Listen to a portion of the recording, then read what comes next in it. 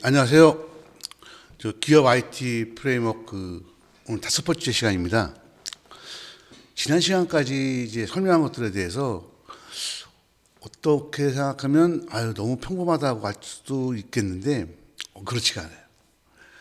지금 중요한 게 뭐냐면 우리가 프로그램을 짜면서 왜 클래스를 선언해야 되느냐는 거죠. 왜 객체를 사용해야 되느냐는 거죠. 그거를 이해해야 됩니다. 그래서 그거를 이해하고 그래서 그야말로 여기 보이시죠? 연관 있는 데이터를 모아서 그죠? 클래스를 만드는 거죠.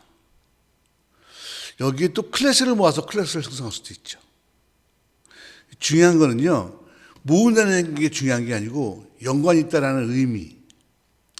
그러면 우리가 프로그램 짤 때 어떤 거를 어떻게 모아야 할 것이냐라는 거죠.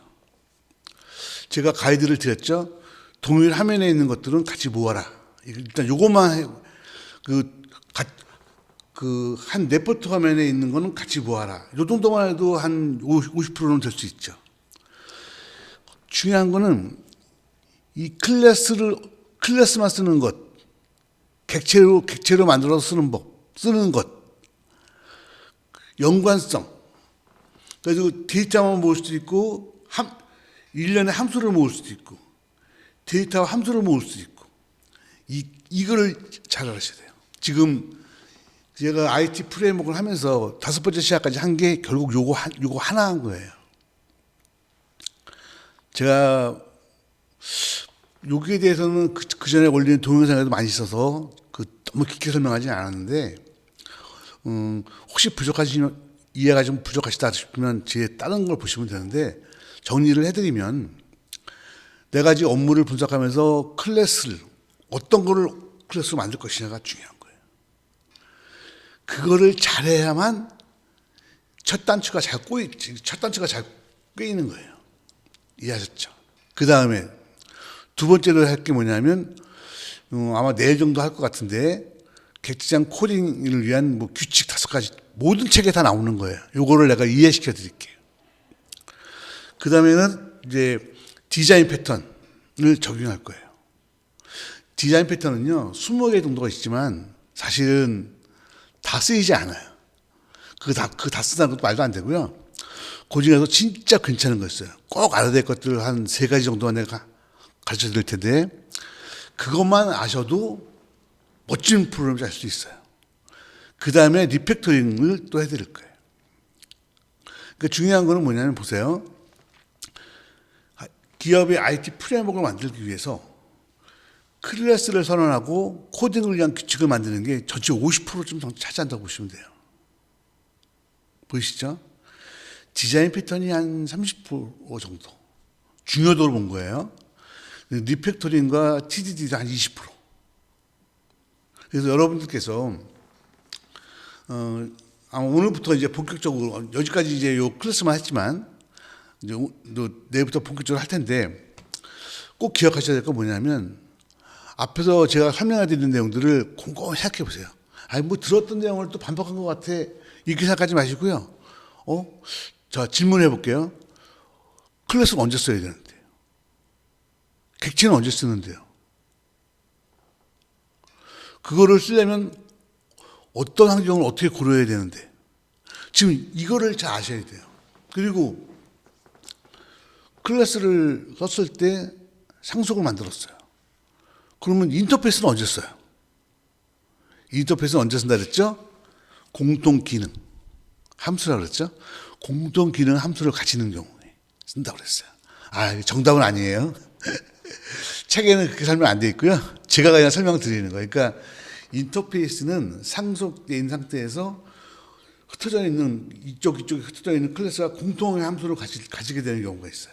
그런 거 들을 때 인터페이스 쓴다고 생각하시면 크게 벗어나지 않을 거예요. 이해하셨죠?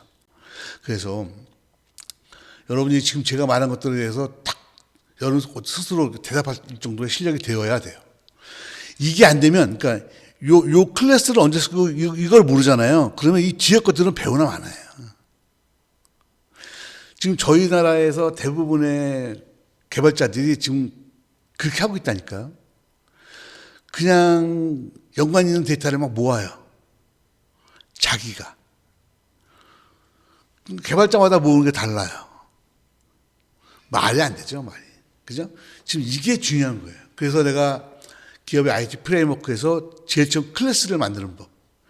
클래스가 뭐냐를 설명한 게 뭐냐면 그 기준이 첫날 설명한 것처럼 IT 프레임워크 기준이 클래스예요. 무엇을 클래스로 만들 거냐가 제일 중요한 거예요. 여러분, 지난 시간 4시간 동안 한 게 결코 공연불이 되지 않도록 좀 잘 생각하시기 바라고요. 앞으로 공부할 건 이렇게 공부할 거예요. 오늘은 그래서 여러분이 딴 데도 설명했지만 다시 한번 설명할 샘플을 하나 보여드리도록 하겠습니다. 자, 보겠습니다.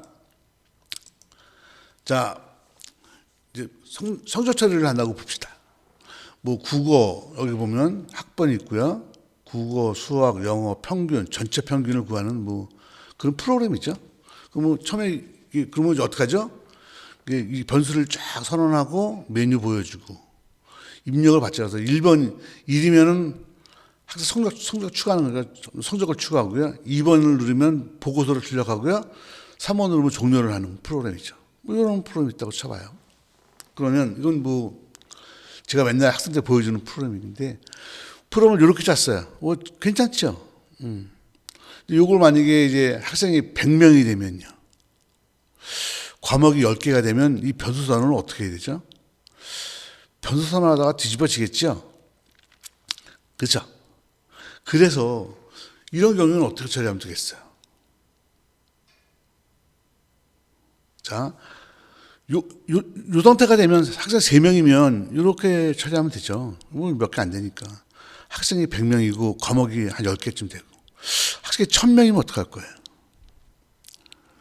대박이죠? 자, 그래서 이제 사람들이 생각하는 거죠. 이걸 어떻게 하면 더 잘 짤 수 있을까? 쉽게. 그 생각한 게 뭐죠? 자, 맨 처음에 이제 스코어라는 클래스를 만들어. 이게 일종의 이제 그 구조체 같은 거죠. 그 스코어라는 걸 하나 만들어서 여기 보면 1번 학생의 점수, 2번 학생의 점수, 3번 학생의 점수, 평균 이렇게 선언. 이렇게 만들었죠. 자, 보세요. 이걸 이렇게 구조체를 선언한 다음에 어떻게 돼요? 이거를 배열을 선언하면 되죠. 스코어형을 가지는 국어, 수학, 영어. 그럼 어떻게 돼요? 국어에 대해서 1번 학생의 점수는 어떻게 되죠? 어떻게 되죠? 국어에 대해서 1번 학생의 점수. S1 스코어. 국어에서 2번 학생의 점수. 이렇게 할 수 있죠. 수학에 대해서는. 그럼 이렇게 만약에 여러분이 이 자료를 갖다가 스코어라고 해서 스코어를 기준으로 묶었어요. 그렇게 하면 어떻게 돼요? 자, 보세요. 그 과목이 만약에 사회가 늘어났다. 그럼 어떻게 돼요? 그냥 여기다가 사회만 추가하면 되죠. 그리고서 사회.S1 스코어. 학생 원에 사회.S2 스코어. 이러면 되죠. 이렇게 하면 되잖아요. 그러니까 여러분이 잘 보세요. 여기에 있는 이 데이터를 이렇게 이런 프로그램에서 이 데이터가 만약 1000명이면 학생 1000명이면 어떻게 해요? 만약 이렇게 했으면 어떻게 돼요? 이거 갖다가 어떻게 돼요? 1000명으로 하면 되죠. 배열로. 그죠? 1000. 이거 3개니까 선언했지만 1000명이면 배열로 선언하면 되죠? 그럼 예를 들면 그러니까 이게 뭐냐면 모아서 쓰는 거예요. 그러니까 데이터를 갖다가 흩어져 있는 데이터를 이렇게 모으는 건데 모을 때 스코어로 모으는 케이스예요. 다음에 또 다르게 모을 수도 있어요. 한번 보여줄까요? 이번에는 학생으로 모을게요. 학생이 가지는 국어, 수학, 영어 성적. 그러면 어떻게 되죠? 그건 어떻게 되죠? 학생형을 가지는 S1, S2, S3를 선언하죠. 더 많으면 배열로 선언하면 되는 거고요. 그 다음에 S1의 학번, S1의 국어, 수학, 영어 이렇게 처리하면 되죠. 자, 봅시다. 원래는 이렇게 쓰는 거죠. 이렇게 쓰는데 이렇게 하다 보니까 일단 한 1000명쯤 되면, 학생 1000명쯤 되면 변소 선언하다가 한 1년 가겠죠. 안 되죠. 그래서 좀 간략하게 하려고 모으는 게, 요게 클래스예요. 잘 보세요. 모았어요. 근데 모을 때 내가 이걸 클래스라고 스튜던트로 모았어요. 그 스튜던트로 모으면 스튜던트가 가지는 국어, 수학, 영어는 이렇게 처리하기 쉽죠. 그럼 스튜던트가 학생이 한 명 늘어나면 어떻게 돼요? 스튜던트가 요거는 뭐 S1, S2, S3, S4, S4 하나 하면 되죠? 간단하게. 그죠? 너무 간단하죠? 근데 잘 보세요. 스튜던트로 모았는데 과목이 늘어났어. 학생은 1000명인데 뭐 선언했어. 전 쓰고 있는데 과목이 늘어났어. 그럼 어떻게 되죠? 프로그램이 다시 짜야죠 뭐. 자, 득실이 있는 거예요. 그래서 여러분들이 지금 우리가 개발해야 될 프로그램이 이렇게 있어요. 그 있으면 이 프로그램에서 우리가 클래스를 뭐로 잡을 거냐 이거죠. 이거를 잘못 잡게 되면, 예를 들면 이거를 스튜던트로 잡았는데 과목이 늘어났어. 그러면 프로그램 새로 짜야 돼요. 학생이 늘어났어. 그건 상관없죠. 여기서 하나만 추가하면 되죠. 그래서 요즘 개발하는, 특히 객지장 프로그램 개발하는, 객지장 프로그래밍의 대상이 되는 업무들은요, 분석 설계가 되게 중요한 거예요. 그럼 분석 설계할 때 뭐 하는 거예요? 분석 설계. 뭐 사람들이 그래. 분석 설계한다 그러면 내가 물어봐요. 뭐 하는데 분석 설계에서 구체적으로 한 두 가지만 얘기해봐. 대답을 못 한다니까. 그걸 외우는 거죠. 보세요. 분석 설계가 뭘 분석해야 되죠? 이걸 하면서 이런 프로그램일 경우에는 저 과목이 늘어나나요? 고객이 아니요, 뭐 애들 학생들은 더 받을 수 있죠. 그럼 어떡하죠? 이렇게 해야죠. 근데 만약에 이런 프로그램에서 물어본 거죠. 과목이 늘어나나요? 예, 과목은 계속 바뀔 수 있습니다. 학생은요? 학생은 그렇게 안 바뀝니다. 그러면 어떻게 돼요? 요 앞 페이지처럼 여기 보면 스코어라는 걸로 해서 이렇게 국어, 영어, 수학으로 해서 묶어주고 거기다가 학생을 배치하는 식으로 해야 되는 거죠. 만약에 그러면 학생도 늘어나고요.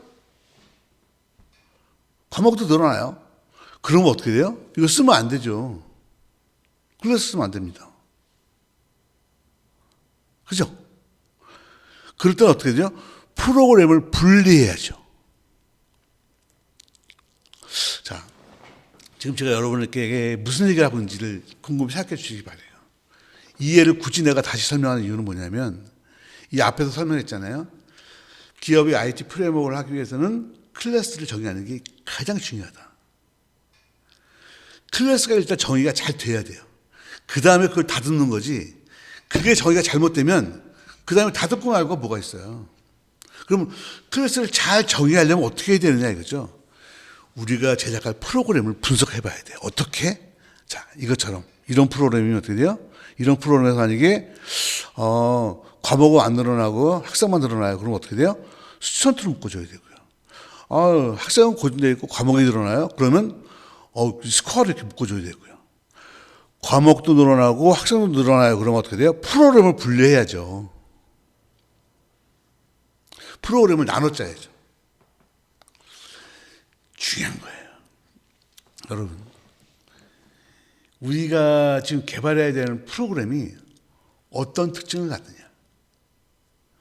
여기서 내가 클래스를 이렇게 만들었을 때 무슨 문제가 발생할 거냐를 갖다가 여러분이 이미 내가 앞에서 설명한 걸 기준으로 체크를 할 수 있어야 돼요. 그러려고 하면 여러분들은 클래스를 언제 만들고 언제 쓰고 객체는 언제 만들고 언제 쓰고 이거를 콘셉트를 확실히 이해해야 된다니까요. 이해하셨나요? 그래서 오늘 요 예제를 내가 다시 한번 들고 온 이유는요. 그전에 제가 설명했던 강좌에 있었어요. 다시 한번 설명하는 이유는 뭐냐면 여러분들이 요 IT 프레임워크에서 저한테 쭉 클래스와 객체에 대해서만 설명을 들었어요. 거기 안에서 뭐 상속이니 뭐 캡슐레이션, 캡슐 아니면 이런 것들 몇 가지 쭉 다 연관시켜서 설명을 쭉 했어요. 그것들을 이해해야 된다니까요. 그래서 요 프로그램은 클래스를 갖다가 스튜던트로 만들어야겠다라고 생각을 해야 됩니다. 왜 스튜던트로 만드느냐고 누가 물어보면 대답할 수 있어야 됩니다. 그리고 그래서 요거는 이제 그 샘플이고요. 그래서 그거를 위한 그 가장 기본적인 가이드는 제가 좀 전에 말씀드렸잖아요. 기존에 이미 쓰고 있는 프로그램의 한 화면에 있는 것들, 한 화면에 있는 함수, 데이터는 다 클래스로 일단 묶어주면 참 좋은 처음 시작점이 될 것이다. 그전에 뭐 레포트, 보통 프로그램 짜면 뭐 입출력 화면하고 레포트 하는 거하고 데이터베이스밖에 없지 않아요? 그러니까 레포트 같은 것도 화면을 보고 그거 일단 만들어주면 출발점이 될 것이다. 만든 다음에 똑같은 게 많으면 상속, 함수, 근데 특별하게 가지는 함수가 있으면 인터페이스. 그 다음에 이 프로그램이 앞으로 어떻게 쓰일 건지를 생각해 보시는 거예요. 그랬을 때, 예를 들면, 내가 이제, 예를 들어서 스튜던트 선언을 했는데, 과목이 드러나 버리면 완전히 망가지는 거죠. 그러니까 이거에, 이 묶어서 처리한다는 게 처리하기 위한 간단한 조문이 있지만, 간단하다는 것도 사실 우리 눈에 간단한 거죠. 컴퓨터 입장에서 보면 똑같은 건데, 우리가 볼 때 간단한 감은 있지만, 재밌게도 반대급부로 리스크도 크다라는 것을 여러분이 꼭 기억하셔야 됩니다. 이해하셨나요? 그래서 오늘은 이제 오늘까지 해서 이제 클래스와 객체에 대해서 여러분께 설명 마치는 거고요. 이제 요 다음 시간에는 여러분이 알고 있는 뭐 클래스를 만드는 규칙 이런 것들에 대해서 제가 그건 규칙이라고 외울 것도 아니다. 너무나 당연한 거다라는 걸 설명을 드리도록 하겠습니다. 오늘 요 샘플을 보고요. 요 샘플이 중요한 게 아니고 이때 클래스를 잘못 만드는 경우에 이런 문제가 발생할 수 있다는 것. 그래서 분석 설계가 중요하다는 것을 여러분이 꼭 이해하시기 바라고요. 여러분이 개발해야 될 프로그램들은 요걸 통해서는 요건 너무 간단하니까 이 정도 레벨이 아니고 훨씬 더 복잡하잖아요. 그런 거는 이제 아까 말씀드린 것처럼 화면이나 DB 액세스하는 거나 그런 모듈을 분리한다라는 거를 기억하시면 되고요. 그런 걸 할 때 요걸 클래스 만들 거냐, 클래스 객체를 만들 거냐, 그죠? 아니면 인터페이스를 구현할 거냐, 뭐 이런 것들에 대해서 여러분이 이해를 해야 돼요. 그리고 그거를 자유롭게, 몇 개 안 되잖아요? 그걸 자유롭게 만들 생각. 그리고 남한테 그 이유를 설명할 정도의 실력이 되어야 여러분들이 IT 프레임워크를 만들 수 있습니다. 거기까지가 되길 바라고요. 오늘 여기까지만 설명할 거고요. 다음 시간에는 이제 5원칙부터 시작해서 바로 디자인 패턴 넘어가도록 하겠습니다. 예, 수고하셨습니다.